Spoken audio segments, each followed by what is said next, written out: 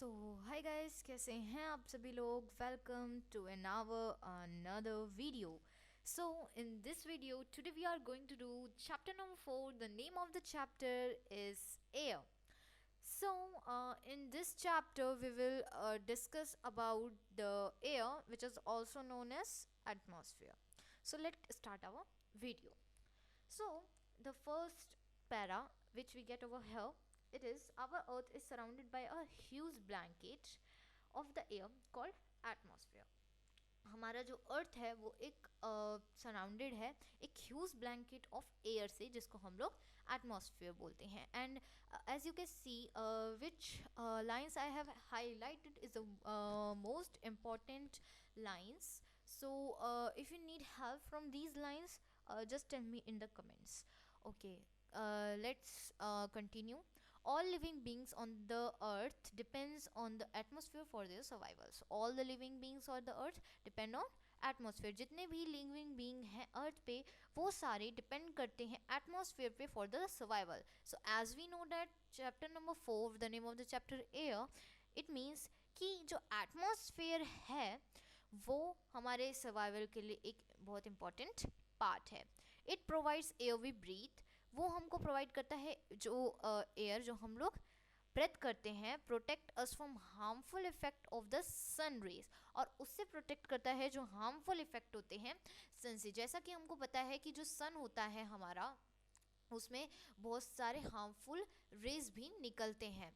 तो जो उसमें हार्मफुल रेज निकलते हैं, तो जब वो अर्थ पे वो सारे हार्मफुल इफ़ेक्ट्स पड़ते हैं, तो जो हमारा ऊपर लेयर होता है अर्थ का, जिसे हम लोग एटमॉस्फेयर बोलते हैं, वो हमको इस चीज़ से प्रिवेंट करता है. मतलब कि जो हमारा atmosphere is a most important part to prevent we us from harmful effect of the sun. Coming to the next one, so I am erasing all the highlighted lines. Okay, coming to the next one, without a blanket of the protection we would be baked alive heat of the sun. और जो भी हमारे जो हमारा जो सन है उसमें से जो भी हमारी हीट निकलेगी उससे हम लोग बेक्ड भी हो सकते हैं, मतलब जल भी सकते हैं. So as you know that कि कितनी ज़्यादा इम्पॉर्टेंट है कि जो हमारा एटमॉस्फेयर है वो it is too much important during day. जैसे कि इसमें क्या बोला है कि हम लोग जल जाएंगे, मतलब पूरे बेक्ड हो जाएंगे डे में और फ्रोज हो जाएंगे नाइट में. The mass of the air that made the temperature on the earth livable. Coming to the next part, which is composition of atmosphere. So what is the meaning of composition of the atmosphere? composition of atmosphere का मतलब होता है कि क्या क्या हमारे atmosphere में क्या क्या कॉम्पोजिशंस हैं, जो इम्पोर्टेंट चीज़ें हैं, किस तरीके की एयर हैं, किस तरीके की चीज़ें हैं, किस तरीके के डस्ट पार्टिकल्स हैं, वो बारे में हम लोग इस टॉपिक में जानेंगे. तो इस टॉपिक को स्टार्ट करने से पहले हम लोग यहाँ पे एक ड्यू नो पे नज़र डालते हैं, क्योंकि ये जो पार्ट है it is very very and very too much important.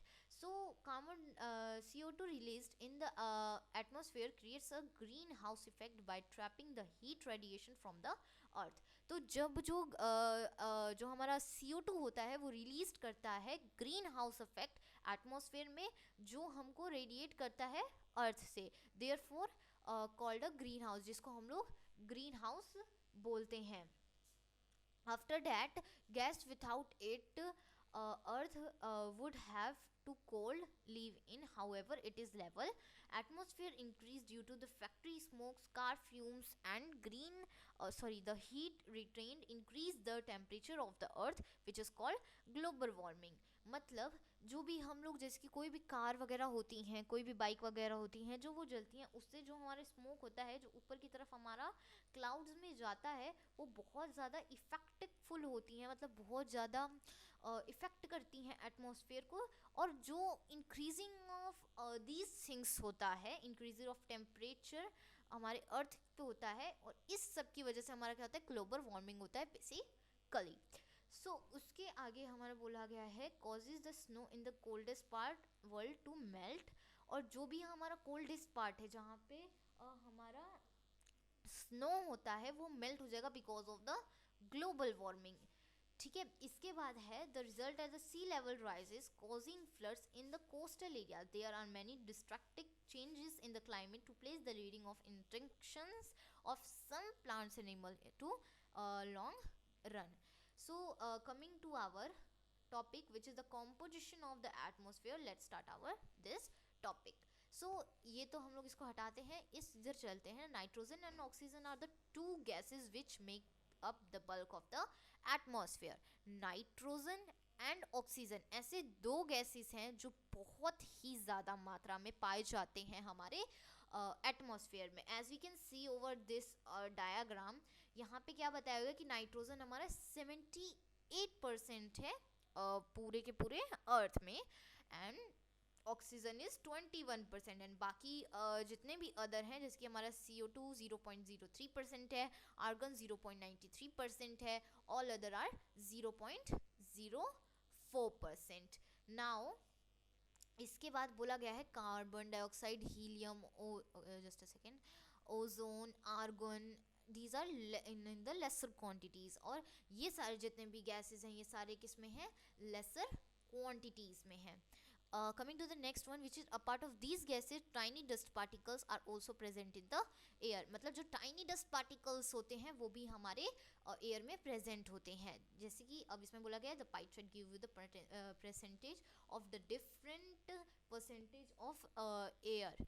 So coming to next one, we take some amount of nitrogen into our lungs and exhale it. जब हम लोग सांस लेते हैं तो बहुत some amount of नाइट्रोजन हमारे लंग्स में जाता है, and we can exhale it, हम लोग उसको एक्सेल भी करते हैं. But plants need nitrogen for survival. लेकिन जो प्लांट्स होते हैं उनको सर्वाइवल के लिए जो नाइट्रोजन है वो बहुत ही ज़्यादा ज़रूरतमंद है. They can not take nitrogen directly from the air. अब कोई भी प्लांट है वो डायरेक्टली नाइट्रोजन नहीं ले सकता है एयर से. Bacteria that live in the soil. अब जैसे कि हम लोग जानते हैं जो हमारा सॉइल होता है उसमें बहुत सारी बैक्टीरियाज होते हैं. तो जो सॉइल होता है जिसमें बहुत सारी बैक्टीरियाज होते हैं वो लीव जो मतलब सॉइल में रहते हैं वो प्लांट्स के सम रूट्स ऑफ द प्लांट्स इसमें रहते हैं. मतलब ऑब्वियसली बात है कि कोई भी प्लांट होगा जैसे कि हमारा है, ये हमारे रूट्स हैं, तो इसके पास जो है वो हमारे बैक्टीरिया रहेंगे. और after using from these bacterias वो वहाँ जो बैक्टीरिया है वो नाइट्रोजन लेते हैं और एयर को चेंज करते हैं. Plants you can use it. So I think it is was clear कि कैसे जो नाइट्रोजन है हमारा वो हम लोग कैसे प्लांट्स नाइट्रोजन को लेते हैं. Coming to the next one which is oxygen. Oxygen के बारे में अब हम लोग देखेंगे. So oxygen is second most plentiful gas in the air. जो ऑक्सीजन है वो सेकेंड सबसे ज़रूरतमंद प्लेंटिफुल गैस है एयर में. Human and animals take oxygen from the air. जो ह्यूमंस एंड एनिमल्स हैं वो ऑक्सीजन लेते हैं एयर से और उसको ब्रीथ करते हैं as we know. And green plant produce oxygen during photosynthesis. और जो ग्रीन प्लांट्स होते हैं वो प्रोड्यूस करते हैं, हमको देते हैं oxygen during the photosynthesis. and the oxygen content in the air remains the constant.